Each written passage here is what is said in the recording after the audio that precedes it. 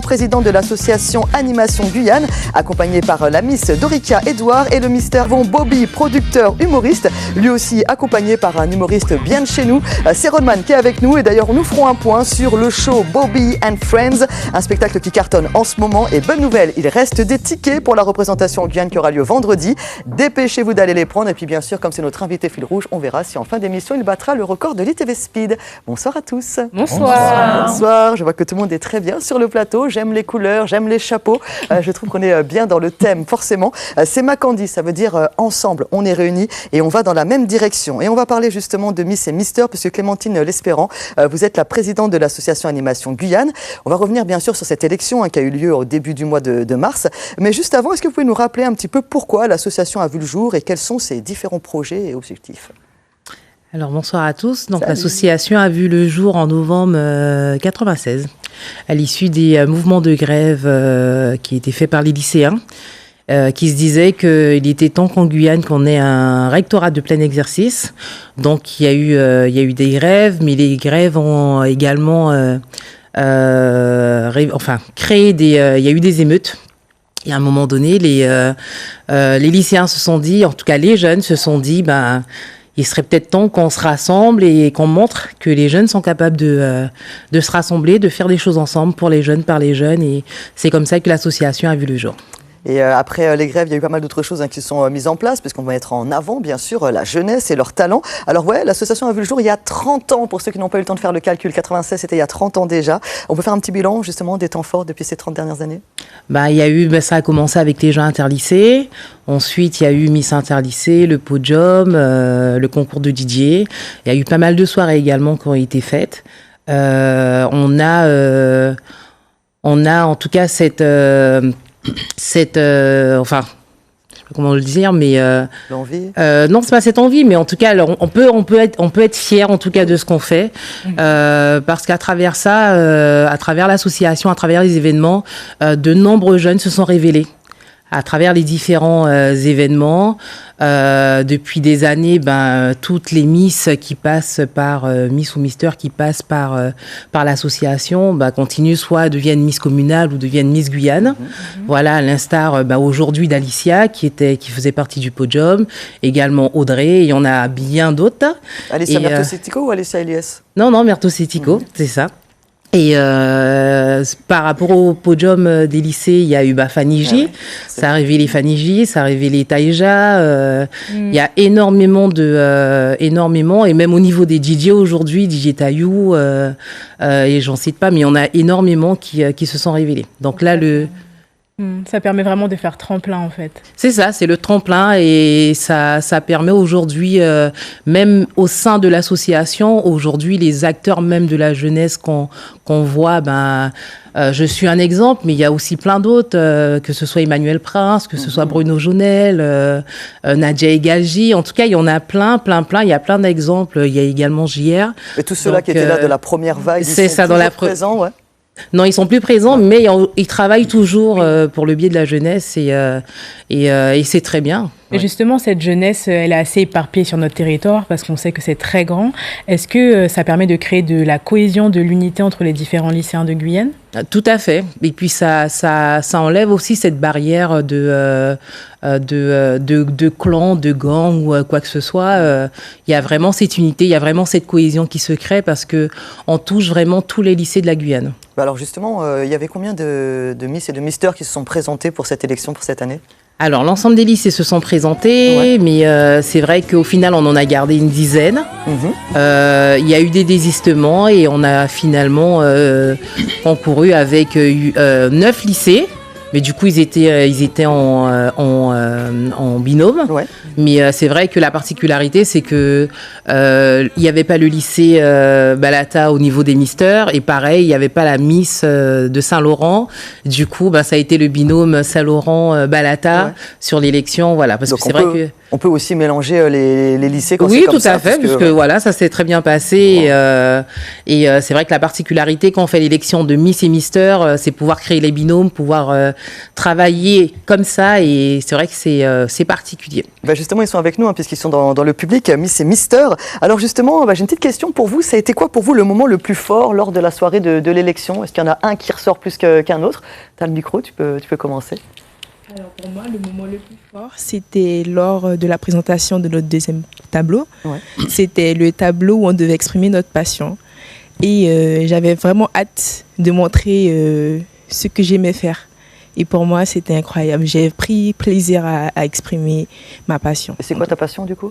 Alors moi, j'en ai plusieurs. Et comme j'ai plusieurs idées, j'ai décidé de tout assembler.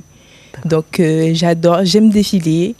J'aime ma culture, je voulais également représenter là où je viens, donc du Suriname, et où j'ai grandi également, en Guyane. Et voilà.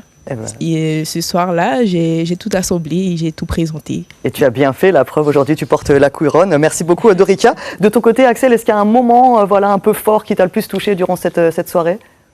Alors pour moi, c'est aussi le moment du deuxième tableau. Ouais. J'étais très impatient de passer parce que j'avais envie de présenter sur quoi j'avais travaillé, de présenter ma passion, puis de faire le show aussi. Alors on parle, voilà. On parle de passion. Alors c'est vrai que j'ai vu que la tendance des Miss et des Misters, c'est de se mettre à la musique, entre Alicia Eliès qui fait de la dancehall et Marvin Lewis qui chante Tagada. Ça vous inspire du coup? Vous allez peut-être nous sortir un petit album, un petit truc? J'ai pas le projet pour l'instant. D'accord. Bon, blague à part, en tout cas, c'est quoi l'avenir, Clémentine, des Miss et Misters interlycées? Ils ont une chance de participer aux autres élections, mais pendant l'année, c'est quoi leur rôle? Leur rôle, c'est qu'ils deviennent ambassadeurs de la jeunesse guyanaise. Donc, on peut les voir sur les différents événements. Nous aussi, on va créer des événements. Ils sont sur tous les événements également de la AG. Et on leur a également demandé quel projet, en tout cas, quelle cause ils aimeraient défendre. Donc, chacun, ils ont une cause et on va les accompagner justement sur ça pour pouvoir évoluer tout au long de leur règne. Mais également, c'est de pouvoir les accompagner si toutefois ils aspirent à plus. À Miss Guyane ou autre, c'est de pouvoir les accompagner, de les préparer. Donc on ne les lâche pas d'ailleurs, c'est une très très bonne chose. Alors tiens, petite question, est-ce qu'il y a des avantages scolaires pour eux? Parce que comme ils sont interlycées, tout ça, est-ce qu'ils peuvent brûler des cours, avoir des notes, des points supplémentaires? Non, il n'y a pas d'avantage pour le lycée. Non, le seul avantage qu'ils peuvent avoir, c'est sur Parcoursup.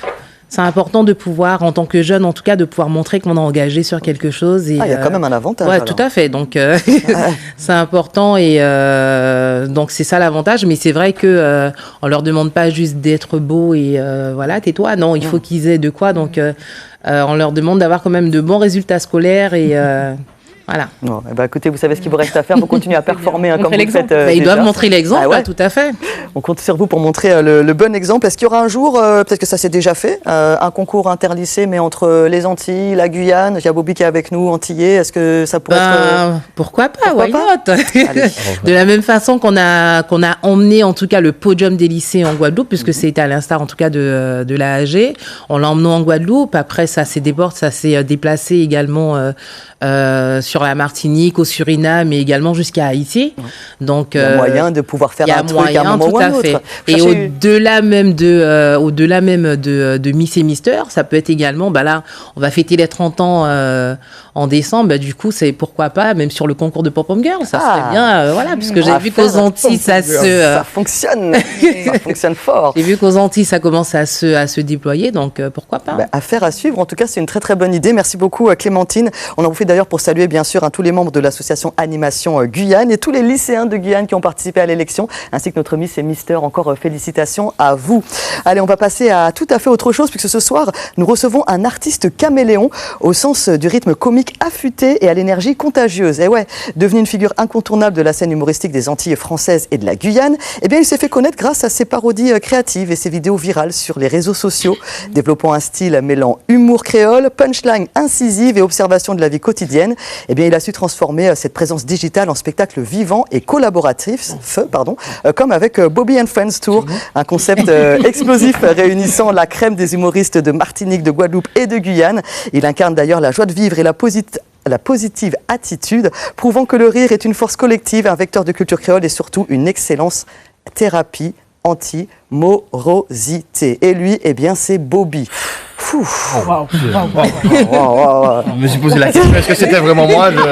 Incroyable, cette présentation. Ah, mais c'est bien, toi, il y avait tellement d'autres choses à dire. En tout cas, c'est vraiment un plaisir, une joie de t'avoir sur le plateau. Merci d'être venu en Guyane, voilà, de nous faire rire. D'ailleurs, on va revenir un petit peu sur ta vie. Comme je disais, tout a commencé avec les réseaux sociaux. Exact. Tu avais fait ta toute première vidéo. Tu avais quoi comme projet, d'ailleurs, quand tu as fait cette première vidéo, de t'en servir tout simplement comme un projet, voilà, un apprentissage ou peut-être l'ouverture de quelque chose dans le monde de l'humour? Rien du tout, juste faire rigoler mes proches. Parce qu'à la base, ça n'existait pas encore, les métiers de créateur de contenu, influenceur, etc. Donc la base, la toute première parodie, c'était pour rigoler, marrer avec mes potes, ma famille. Et de fil en aiguille, ça a buzzé. Ouais. Et voilà. Mais, du coup, tu te rends compte que t'es drôle quand tu vois que les autres se marrent de tes vidéos, quand t'en demandes d'autres, ou t'avais déjà... En vrai, j'avoue que je suis né turbulent déjà. Donc, j'aimais déjà faire le show dans les baptêmes, les anniversaires. On a eu tes profs. Et ouais, en fait, ceux qui ont fait classe avec moi sont pas si étonnés que ça. Ouais. De la poursuite. Il y avait le prof de banc et Bobby derrière qui faisait l'anti-cours. Voilà. En fonction de ta place, tu savais que tu allais avoir des bonnes notes ou pas. En tout cas, pour écrire, c'est vrai que tu t'inspires du quotidien. Exact. Est-ce que tu observes plus les gens ou tu t'inspires de ce qui t'arrive à toi personnellement dans ta vie de tous les jours? En fait, c'est un mélange des deux. Mais c'est vrai que j'aime bien l'actualité, ce qui se passe dans le monde, ce qui se passe dans les Antilles, ce qui se passe dans la Caraïbe. Donc, c'est un mélange de... Quand je monte sur scène, mes sketchs en général, c'est vrai que c'est l'actu. Et j'aime bien aussi donner 2-3 petites stories sur des choses qui m'arrivent. Parce que j'aime bien dire que ma vie est un sketch en vrai. Il m'arrive des choses, je me dis, mais c'est pas possible. Dieu fait exprès. Il te donne, voilà, de quoi... Mais oui, il me donne vraiment de quoi... voilà, quoi. Alors c'est vrai que du coup c'est bien parce que tu es quelqu'un qui partage, parce que tu aurais pu garder la scène pour toi, exact. Mais tu as décidé de mettre en place ce projet, voilà, Bobby and Friends, tu partages la scène avec d'autres humoristes, d'ailleurs on peut saluer Rodman qui est juste derrière. C'est une philosophie ou une stratégie du coup? Ben c'est tout, en fait, en réalité, pour être totalement transparent. Parce qu'il y a Bobby Production et bientôt il y aura Transparence Production. Ah bon? Voilà, c'est comme je parle de ça avec les comédiens parce qu'effectivement, je suis passé de la casquette d'humoriste à la casquette de prod. Ouais. Parce que justement, ça manquait de transparence avec les expériences passées des anciennes productions. Donc je me suis dit, bon, on va faire les choses... à ma manière et puis plus transparente du coup. Et c'est vrai que dans une première idée, je me suis dit que il y a une espèce de proverbe qui dit « Seul tu vas plus vite, ensemble on va plus loin ». C'est vrai. Donc je me suis dit, je commence la production, autant qu'on fasse une espèce de big équipe d'Avengers pour voir jusqu'où on peut aller. Parce que l'objectif, on a commencé avec la Martinique, là, on fait la Guyane, on va faire la Guadeloupe. Mais moi, je ne veux pas m'arrêter on fait Paris. Non, je veux vraiment aller au Canada, aller à La Réunion, aller le plus loin possible. Dans toute la francophonie, en fait. Voilà. Et qui sait, c'est ce matin, Yolo disait, pourquoi pas aller au Japon aussi, du moins. Moi, je veux bien venir, voilà. Tant qu'à faire. Vous avez besoin de com, on veut bien venir faire vos stories. Donc voilà, l'idée, je me suis dit qu'effectivement, je commence la prod et avec toute la team, je pense que c'est peut-être plus simple d'y arriver et d'aller encore plus loin et d'aller dans des destinations qu'on n'a pas encore faites en fait. Ouais. Comment ça se prépare ce genre de show où vous êtes tous issus de territoires différents?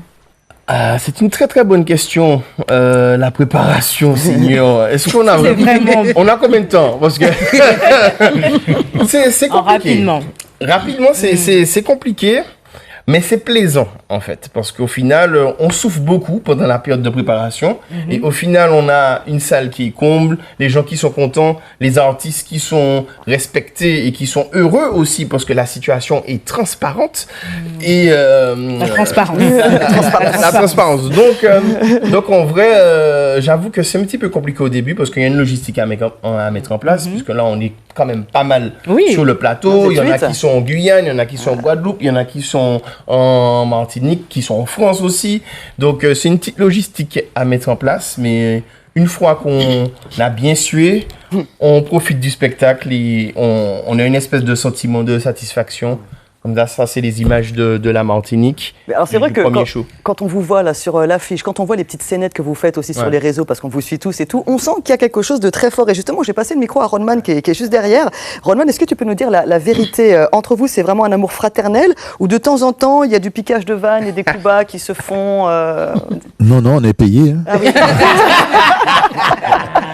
Non, je pense que c'est une amitié qui s'est liée, puisqu'on s'est rencontrés un peu tous sur le Mad Goya, sur une ancienne prod.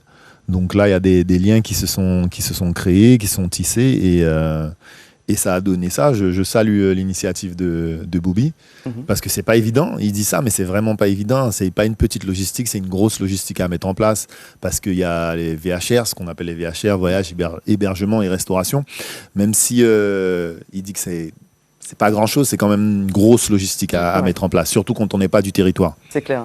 Bah, d'ailleurs, ce qui est bien, c'est que grâce à toi, Ronman, on va pouvoir aussi... tu peux redire ça grâce à moi. Grâce à toi, Ronman, Bobby and Et là, j'étais en coprod sur la Attends, j'ai pas fini. Grâce à toi, Ronman, Bobby and Sons va peut-être passer sur les chaînes nationales, hein, puisque voilà, on aime le M et on aime les 6 également. Des gros bisous à toi. Plus encore. Merci en tout cas. On arrive déjà sur la fin du timing. En tout cas, merci beaucoup, Bobby. N'hésitez pas à aller regarder sur Internet pour récupérer vos places. Il en reste quelques-unes, mais dépêchez-vous, il n'y en a vraiment plus beaucoup, donc on fonce. Bravo pour ton travail, bien sûr. Bravo pour toute l'équipe qui t'accompagne, les 8 humoristes, et puis on a hâte, bien sûr, de rire avec vous. Je rappelle le rendez-vous, c'est ce vendredi 20 mars au Zéphyr à 20h. Voilà, si je dis pas de bêtises, c'est bien ça. Il n'y a pas l'heure, mais c'est à 20h. Donc allez-y tôt, si jamais vous êtes sûr de ne pas louper vos places. Nous, on reste ensemble, on fera l'ITV Speed dans quelques petites minutes. Vous avez dû remarquer que de génération en génération, il y a toujours ces mêmes phrases qui sortent. Ouais, nous, quand on était jeunes, ça ne se passait pas comme ça. Ou alors, la nouvelle génération est complètement perdue, complètement fichue. Ouais. Vous savez quoi? La vie est un éternel recommencement. C'est un cycle à répétition. Et souvent, on reproche aux plus jeunes des choses qu'on faisait nous-mêmes à leur âge. On va en parler dans le débat, n'est-ce pas, Moira? Et oui, et c'est l'occasion de se demander si la musique d'aujourd'hui est vraiment plus osée, olé, que celle qu'on entendait auparavant. Et pour en discuter ce soir, j'ai le plaisir de recevoir Nadine Léo, tu es artiste, et Mikey, artiste, producteur et animateur de CTF News. Alors, Nadine, finalement, dans la musique traditionnelle, est-ce que la sensualité, la sexualité occupent une vraie place? Surtout dans le Kaseko. Alors, il n'y a pas que des chants grivois. Hein. Il y a des chants sur tous les thèmes, sur le thème de la vie, de la mort, de l'épanouissement, de tout. Mais ce n'est pas vraiment osé dans le Kaseko. C'est-à-dire que c'est très subtil. On ne va pas employer les termes qui parlent de la chose de la femme ou bien de l'homme, mais c'est très subtil. Et la musique osée n'existe pas d'aujourd'hui, hein, parce que je me rappelle lorsque j'étais petite, on chantait Zizi, je n'en veux pas, Zizi, c'est quand même une chanson. Tout doucement comme ça. Tout doucement comme ça. Zizi, je n'en veux pas.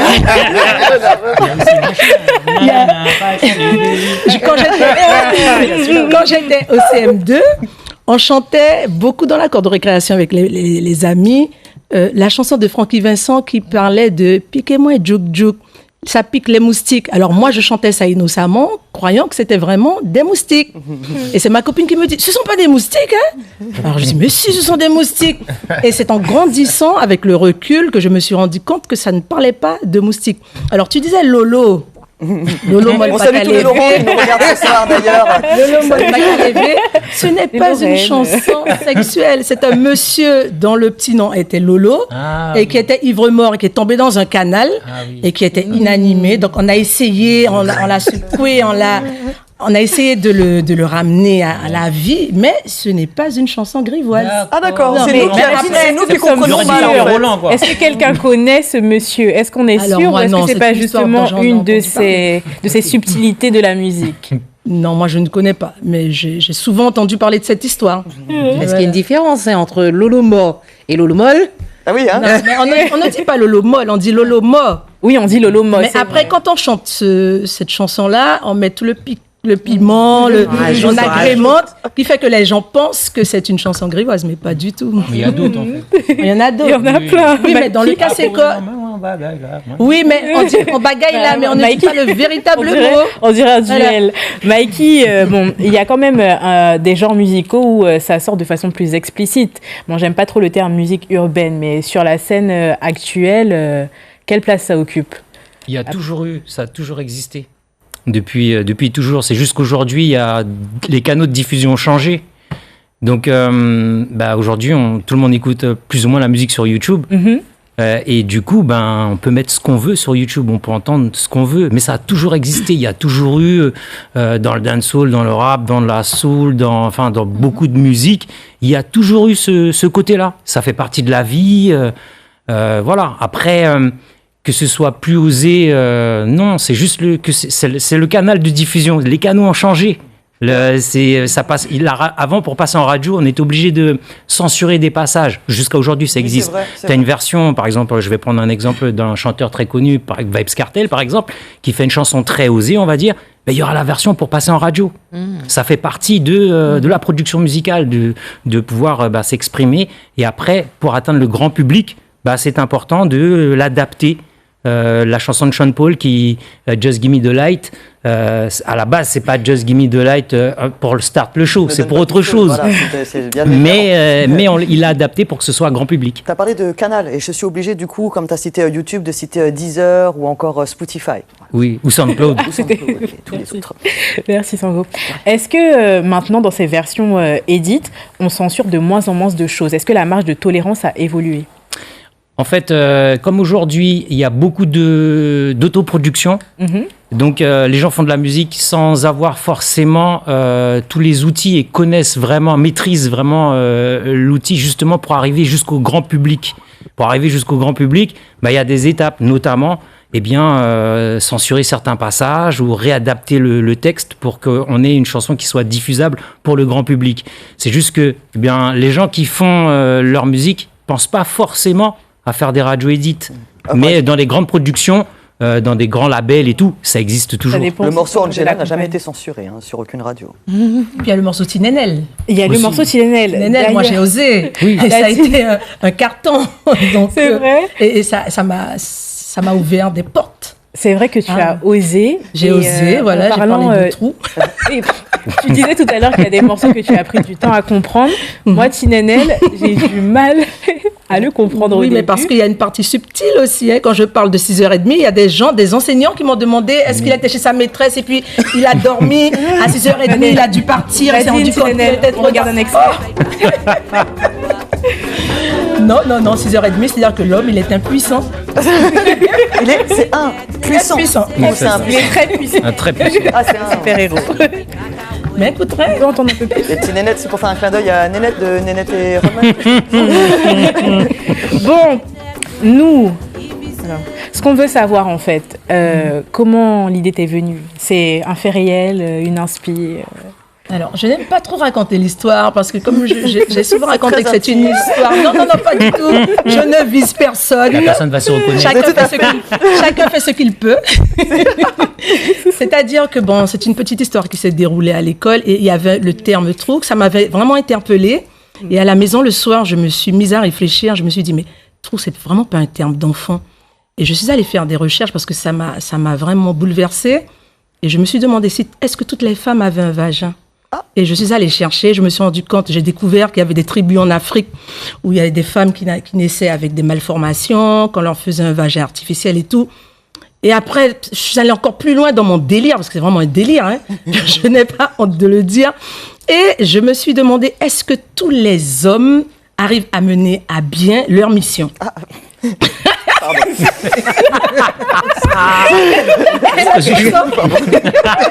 Faisait chaud. Je vais boire. Tu peux rebondir, Clémentine aussi, si jamais tu veux donner ton avis. C'est comme ça que la chanson est partie. Et j'avais commencé à griffonner, j'ai commencé à réfléchir sur les paroles. Et à un moment, je cherchais un prénom. Je ne trouvais pas de prénom. Et je suis allée manger et c'est bizarre, je me suis rappelée de mon enfance, Saint-Laurent, mes voisins et tout. Et je me suis rappelée de monsieur Elfort Léonel, qui habitait en face de chez moi. On va faire toute son... Oui. Non, prénom. Et comme il aimait beaucoup les femmes, alors je me suis dit, mais Léonel, mais voici le prénom que je cherche. Léonel, Nénel, Tinenel. Et c'est parti comme ça. Mais il n'était pas destiné à être dans ma chanson. Bah là, maintenant, oui. Il y a toute son identité. C'est même que ça vient de là. Faut le saluer. Il est parti, ça fait très longtemps. Alors bon, des chansons avec des paroles assez explicites, on en a plein, il y a Tinenel, et puis je vous propose qu'on fasse un petit blind test. Donc on va écouter quelques titres et on va essayer de deviner quel est l'artiste, et puis est-ce que c'est une chanson d'aujourd'hui ou d'il y a un peu plus longtemps. Donc ce sont que des chansons osées alors. Ce sont que des chansons avec des propos un peu osés. Comme j'aime. C'est ça. C'est ça, on buzz. C'est pour ça qu'on a les buzzers. Donc on entend un titre et puis vous buzzez si c'est la chanson. Un peu plus fort. Oui, on n'entend pas sur le plateau. On n'entend pas nous sur le plateau. On n'entend toujours pas. Je peux chanter après si vous voulez, bien sûr. Mais là, le jeu n'est pas. C'est ça. Enfin non, on doit essayer de trouver le nom, voilà, de la chanson, de l'artiste. On écoute. Ok, on a un point par là-bas derrière. Rodman, le titre, est-ce que quelqu'un a le titre? J'ai pas entendu ce que Rodman a dit. C'est quoi le titre? Il a dit Sansande. Il a dit l'artiste. On a dit l'artiste. Mister a trouvé la réponse. Voilà, avec Rodman. Vous avez un micro, vous pouvez prendre le micro, du coup, voilà, n'hésitez pas. C'est Pretty Girl. Pretty Girl. Pretty Girl de Sansande. On passe à la deuxième. Pretty Girl. C'est cadeau. Bah voilà, c'est les copains. Ouais. Madame Laetitia qui chante. C'est ça. Super. Eh ben c'est Lolo. C'est un medley. C'est un medley. Voilà, c'est un mélange. Il y en a se plusieurs dedans. Il n'y a pas Fourré l'en en bagaille là. Et d'autres. Je rappelle juste quand même d'Amboise. Oui. Voilà. Gabriel, on a un troisième ça petit ouvre. exemple. Voilà, on est comme dans une émission familiale. On salue les mamans qui sont en train de faire ça comme ça aux oreilles de leurs enfants. Alors la troisième. C'est Shiny Queen. C'est Shiny Queen. Elle s'appelle comment? Et ben ça s'appelle. Boom Addiction. C'est ça, une Boom Addiction, ouais. C'est bien ça.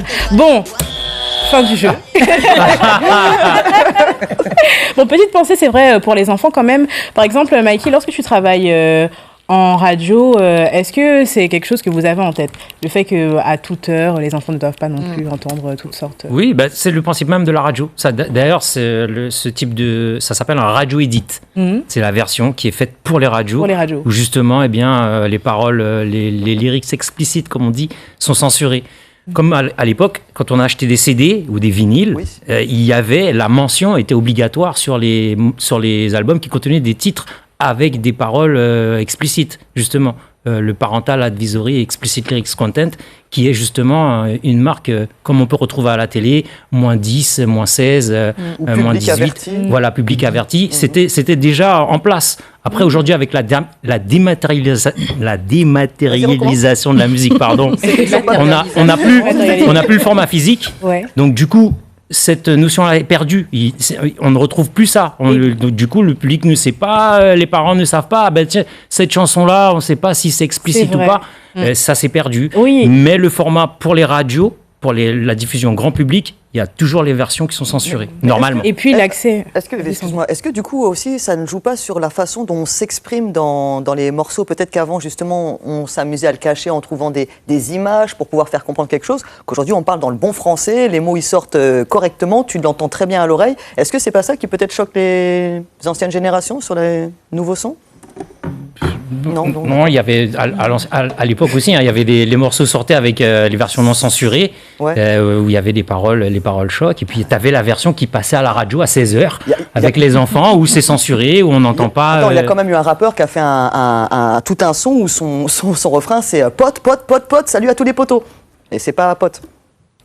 C'est pas des choses qui se... Après, il y a comme Nadine l'a expliqué, après, il y a depuis la création du morceau, la volonté de ne pas aller vraiment dans le truc, c'est-à-dire passer par des moyens détournés où c'est subtil. Aller dans la subtilité, c'est quelque chose qui se fait aussi. Mais aujourd'hui, la parole est libérée, elle est encore plus libérée qu'avant, justement, avec les différents canaux de diffusion.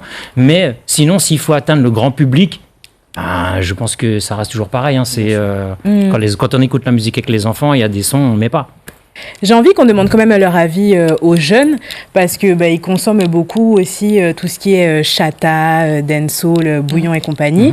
Est-ce que parfois vous êtes choqués, ou alors vous avez le sentiment que pour votre génération maintenant c'est ok? En toute sincérité, hein. Alors, en toute sincérité, on a l'habitude d'entendre ce genre de musique quotidiennement. Donc, personnellement, moi, ça me choque pas trop. Mais c'est vrai que parfois, à la radio, comme il le disait, il y a des mots qui sont censurés et qui font que ça ne soit pas autant choquant. C'est vrai.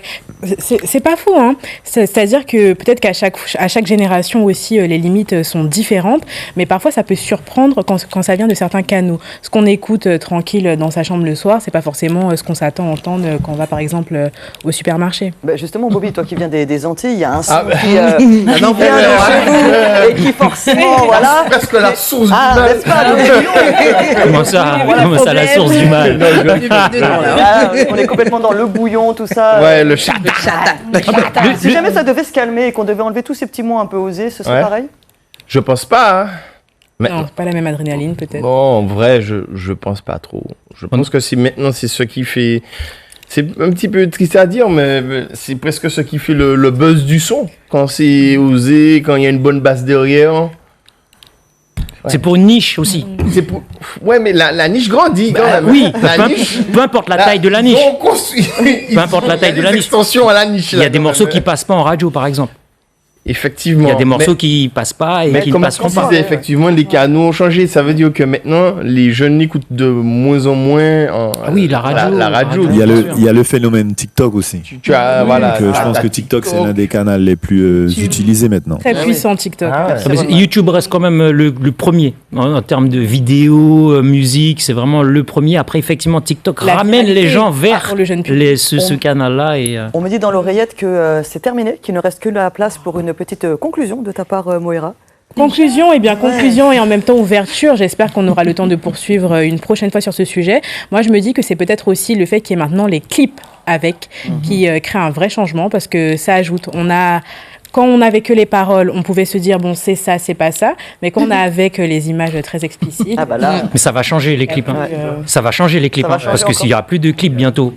Bientôt, il n'y a plus le format qu'on a. Ça commence. Oui, c'est ce que je dis.